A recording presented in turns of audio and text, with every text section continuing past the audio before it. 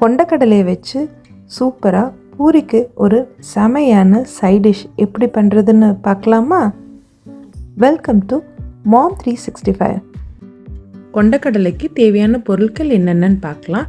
இன்றைக்கி நான் 200 கிராம் கொண்டக்கடலையை ஊற வச்சு ஸ்ப்ரவுட் பண்ணி எடுத்திருக்கேன். 2 பெரிய வெங்காயம், ஒரு தக்காளி, ஒரு உருளைக்கிழங்கு, பட்டை, ஏலக்காய் இலை, அப்புறம் ஸ்டார் எடுத்திருக்கேன். மஞ்சத்தூள், மல்லித்தூள், மிளகாத்தூள், கரம் மசாலா, கறி லீவ்ஸ், மேத்தி லீவ்ஸ், அப்புறம் தாளிக்க எண்ணெயும் கடுகும் தேவையான அளவு எடுத்திருக்கேன்.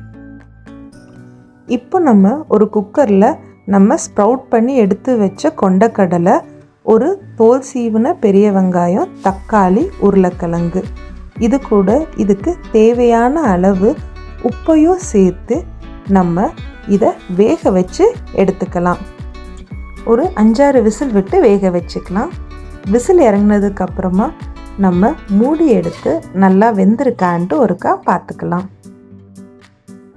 வெந்த வெங்காயம், தக்காளி, அப்புறம் உருளைக்கிழங்கு இதெல்லாம் தனியாக நம்ம ஒரு பிளேட்டில் மாற்றிக்கலாம்.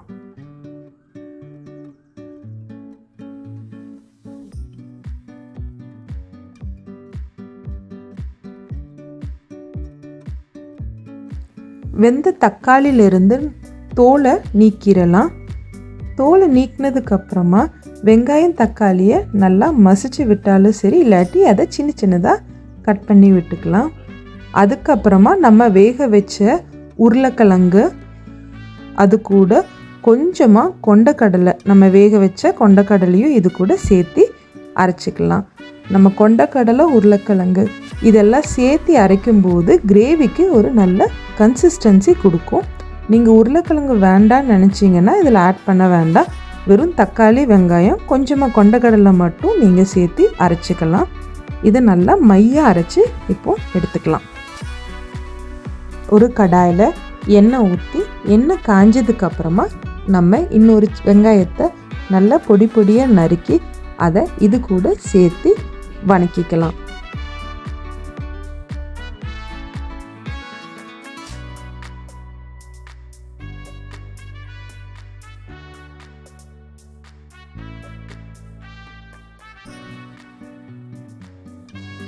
இது கூட ஒரு பச்சை மிளகாய், ஏலக்காய், ஸ்டார், பட்டை, அப்புறம் கொஞ்சமாக சோம்பு இதையும் சேர்த்து நல்லா வணக்கி விட்டுக்கலாம்.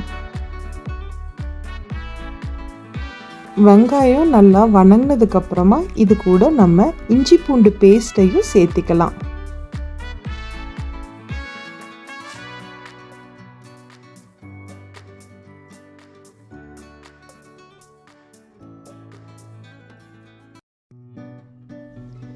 இஞ்சி பூண்டை லைட்டாக வணக்கி விட்டுட்டு அதுக்கப்புறமா நம்ம அரைச்சி வச்சுருக்க வெங்காயம், தக்காளி, உருளைக்கிழங்கு, கொண்டக்கடலை இதை நம்ம இந்த வெங்காயத்து கூட சேர்த்து வணக்கிக்கலாம்.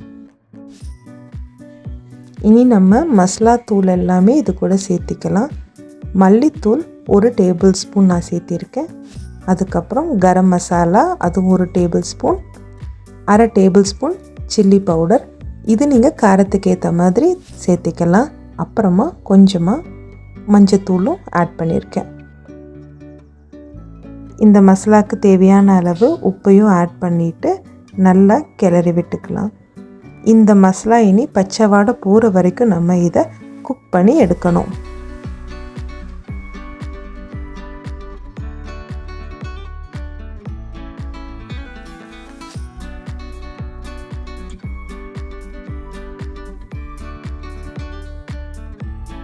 ஓரளவுக்கு எல்லா மசாலாவும் வணங்கினதுக்கப்புறமா இது கூட நம்ம கொஞ்சமாக தண்ணியை சேர்த்து அதையும் நல்லா அந்த மசாலாவோடு சேர்கிற மாதிரி கிண்டி விட்டதுக்கப்புறமா ஒரு மூடியை போட்டு மூடி ஒரு 2 நிமிஷம் இதை வேக விட்டுக்கலாம்.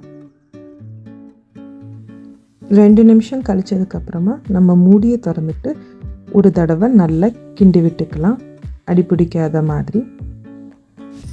மசாலா ஓரளவுக்கு வெந்துருச்சு. இப்போ நம்ம இது கூட வேக வச்சுருந்த கொண்டக்கடலையும் சேர்த்திக்கலாம்.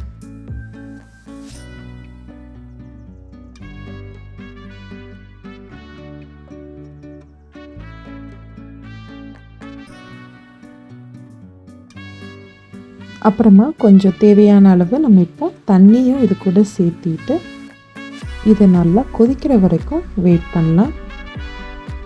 ஒன்ஸ் இது கொதிக்க ஆரம்பிச்சிருச்சுன்னா அதுக்கப்புறம் நம்ம திரும்பவும் இதை மூடி போட்டு ஒரு 10 நிமிஷம் ஸ்லோவில் வேக விட்டு எடுக்கணும். குழம்பு கொதிக்க ஆரம்பித்ததுக்கப்புறமா நம்ம இதை மூடி போட்டு ஒரு 10 நிமிஷம் சிம்மில் வச்சு வேக விட்டுடலாம். 10 நிமிஷம் சிம்மில் வெந்ததுக்கப்புறமா குழம்ப ஓப்பன் பண்ணி இதை லேசாக கிளறி விட்டுக்கலாம்.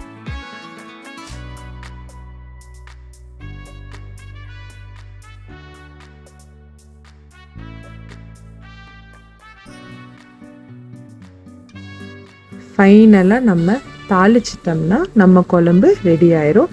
அதுக்கு ஒரு சின்ன பேனில் எண்ணெயை சூடு பண்ணி கடுகு ஆட் பண்ணதுக்கப்புறமா அது கூட கொஞ்சமாக கருவேப்பிலையும் ஒரு பச்சை மிளகாவையும் ஆட் பண்ணி நல்லா வணக்கி விட்டுக்கலாம். ஓரளவுக்கு கருவேப்பிலை பொரிஞ்சதுக்கப்புறமா நம்ம ஆஃப் பண்ணிவிட்டு இதை நம்ம குழம்போடு சேர்த்திடலாம்.